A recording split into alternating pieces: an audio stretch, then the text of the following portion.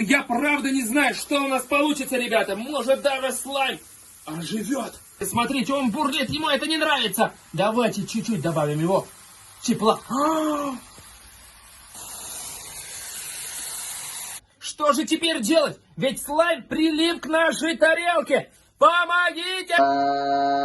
Он очень холодный. Что будет, если мы возьмем с вами резиновый молоток? Если мы его разобьем?